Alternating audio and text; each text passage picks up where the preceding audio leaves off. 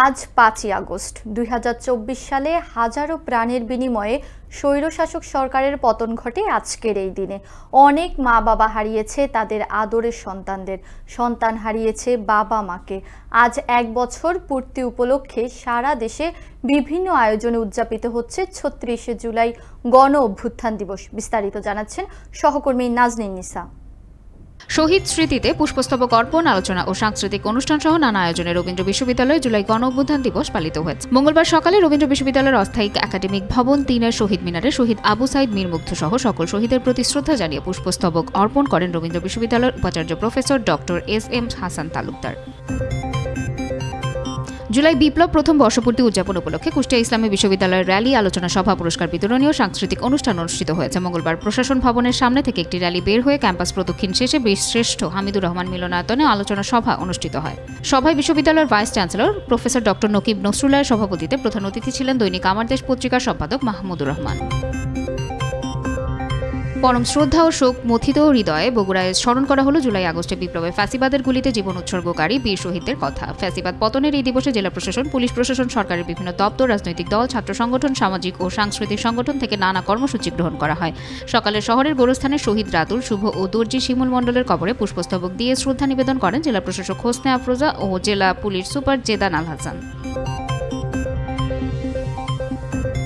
কক্সবাজারের পেকুয়ায় গণ অভ্যুত্থান প্রথম বর্ষপূর্তি উপলক্ষে আনন্দ শোভাযাত্রা করেছে পেকুয়া উপজেলা বিএনপি ও অঙ্গ সহযোগী সংগঠন। মঙ্গলবার বিকাল ৪টার দিকে পেকুয়া চৌমোহনীস্থ উপজেলা বিএনপির কার্যালয় থেকে আনন্দ শোভাযাত্রাটি বের হয়ে পরে পেকুয়া বাজারস্থ মিনি মঞ্চে আলোচনা সভা অনুষ্ঠিত হয়। সময় পেকুয়া উপজেলা বিএনপির সভাপতি এম বাহাদুর শাহ, সাধারণ সম্পাদক ইকবাল হোসেন, উপজেলা যুবদলের সভাপতি কামরান জাদিদ মুকুট সহ বিএনপি ও অঙ্গ সহযোগী সংগঠনের নেতাকর্মীরা উপস্থিত ছিলেন।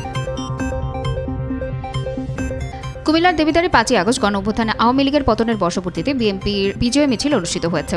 মঙ্গলবার সকালে কুমিল্লা উত্তর জেলা বিএনপির সদস্য সচিব এ.এফ.এম. তারেক মুন্সি ও বিকালে ঢাকা কলেজের সাবেক জি.এস. আওয়াল খান ও জেলা বিএনপির সাবেক যুগ্ম সাধারণ সম্পাদক ব্যারিস্টার রিজভিউল আহসান মঞ্জুর নেতৃত্বে ৩টি পৃথক মিছিল অনুষ্ঠিত হয়। গণ অভ্যুত্থানের ধারাবাহিকতায় গত বছরের ৫ আগস্ট আওয়ামী ফ্যাসিবাদের পতন ও ছাত্র জনতার বিজয়ের বর্ষপূর্তি উপলক্ষে বৈরী আবহাওয়া উপেক্ষা করে নারায়ণগঞ্জের সোনারগাঁও বিএনপি কেন্দ্রীয় নির্বাহী সদস্য উপজেলা বিএনপির সভাপতি আজহারুল ইসলাম মান্নানের নেতৃত্বে বিজয় র্যালি করা হয়েছে। উপজেলার মোগরাপাড়া চৌরাস্তা জামে মসজিদের সামনে থেকে বিজয় র্যালিটি পিরোজপুর ইউনিয়ন পরিষদ চত্বর হয়ে ঢাকা চট্টগ্রাম মহাসড়ক প্রদক্ষিণ করে পুনরায় মোগরাপাড়া চৌরাস্তা বাসস্ট্যান্ডে এসে শেষ হয়। সোনারগাঁও উপজেলা বিএনপি অঙ্গ সংগঠন ও পৌর বিএনপির আয়োজনে বিজয় র্যালিতে উপস্থিত ছিলেন উপজেলা বিএনপির সাধারণ সম্পাদক মোশাররফ হোসেন সিনিয়র সহ সভাপতি নজরুল ইসলাম টিটু, পৌর বিএনপির সভাপতি শাহজাহান মিয়া প্রমুখ। ঢাকা জেলা বিএনপি সাংগঠনিক সম্পাদক ব্যারিস্টার ইরফান ইবনে আমান অমির নেতৃত্বে জুলাই গণ অভ্যুত্থান দিবসে বিকেলে কেরানীগঞ্জ মডেল উপজেলা বিএনপির একটি বিজয় র্যালি বের করা হয়। বসিলা সেতুর দক্ষিণ প্রান্ত থেকে মিছিলটি বের হয়ে ঘাটারচর চৌরাস্তা প্রদক্ষিণ করে আটি জয়নগরে জাওলাবাড়ি চৌরাস্তায় গিয়ে শেষ হয়। অপরদিকে বিকেল ৩টায় জিঞ্জিরাস্থ বিএনপির কার্যালয়ের সামনে থেকে বিএনপির স্থায়ী কমিটির সদস্য গয়েশ্বরচন্দ্র রায়ের নেতৃত্বে কেরানীগঞ্জ মডেল উপজেলা দক্ষিণ শাখা বিএনপির একটি বিজয় মিছিল বের করা হয়। মিছিলটি জিঞ্জিরা, আগানগর ও সুভাদ্র ইউনিয়ন প্রদক্ষিণ করে গ্যান্ডারিয়ায় গিয়ে শেষ হয়। জুলাই গণ অভ্যুত্থানের ধারাবাহিকতায় ৫ আগস্ট আওয়ামী ফ্যাসিবাদের পতন ও ছাত্র জনতার বিজয়ের বর্ষপূর্তি উপলক্ষে চাঁপাইনবাবগঞ্জে শিবগঞ্জে বর্ণাঢ্য বিজয় র্যালি অনুষ্ঠিত হয়েছে। মঙ্গলবার বিকেলে বাংলাদেশ জাতীয়তাবাদী দল বিএনপি শিবগঞ্জ উপজেলা ও পৌর শাখার উদ্যোগে এই র্যালির আয়োজন করা হয়। র্যালিতে নেতৃত্ব দেন চাঁপাইনবাবগঞ্জ জেলা বিএনপির যুগ্ম আহ্বায়ক হায়াতুদ্দৌলা। বক্তব্য দেন শিবগঞ্জ উপজেলা বিএনপির ভারপ্রাপ্ত আহ্বায়ক মবিনুর রহমান মিয়া ও সদস্য শরীফুল ইসলাম শারিফ।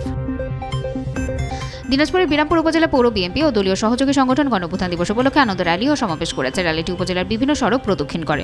র্যালি শেষে সমাবেশের আয়োজন করে দলটি। মঙ্গলবারে অনুষ্ঠিত এই সমাবেশে বক্তব্য রাখেন দিনাজপুর জেলা বিএনপি সহ সভাপতি তোসাদ্দেক সহ স্থানীয় দলীয় নেতৃবৃন্দ। জুলাই গণ অভ্যুত্থানের বিজয় বর্ষপূর্তি উপলক্ষে বরিশালের হিজলায় বিএনপি ও অঙ্গ সংগঠনের আয়োজনে মঙ্গলবার সকালে বিজয় র্যালি ও সমাবেশ অনুষ্ঠিত হয়। র্যালিটি উপজেলার প্রধান সড়কগুলো প্রদক্ষিণ করে উপজেলা বাসস্ট্যান্ডে এসে শেষ হয়। আব্দুল গাফার তালুকদারের সভাপতিত্বে অনুষ্ঠানের প্রধান অতিথি হিসেবে উপস্থিত ছিলেন বিএনপির জাতীয় নির্বাহী কমিটির সদস্য অধ্যাপক মেজবাউদ্দিন ফরহাদ সহ অঙ্গ সংগঠনের অন্যান্য নেতৃবৃন্দ। যশোরের মনিরামপুরে জামায়াতে ইসলামের আয়োজনে জুলাই গণ অভ্যুত্থানের বর্ষপূর্তি উপলক্ষে গণমিছিল দোয়া অনুষ্ঠিত হয়েছে। মঙ্গলবার সকালে এই গণমিছিলে উপস্থিত ছিলেন মনিরামপুর জামায়াতে ইসলামের আমির অধ্যাপক ফজলুল হক, নায়েবে আমির মাওলানা লিয়াকত আলী ও দলীয় সংগঠনের অন্যান্য নেতাকর্মীরা। রাজবাড়ী সদর উপজেলার গোয়ালন্দ মোড়ে শেখ হাসিনা সরকারের পতনের বর্ষপূর্তি উপলক্ষে মঙ্গলবার আলোচনা সভা করেছে বিএনপি। এ সময় যুক্তরাজ্য বিএনপি সভাপতি ও বিএনপি চেয়ারপারসনের উপদেষ্টা এম.এ. মালিক ভার্চুয়ালি যুক্ত হয়ে বলেন, একটি চক্র ভারতের প্রেসক্রিপশন অনুযায়ী দেশের অরাজকতা সৃষ্টির ষড়যন্ত্র করছে। তিনি আরও বলেন, আগামী জাতীয় নির্বাচনে বিজয়ী হয়ে তারেক রহমানের নেতৃত্বে জাতীয় সরকার গঠন করা হবে।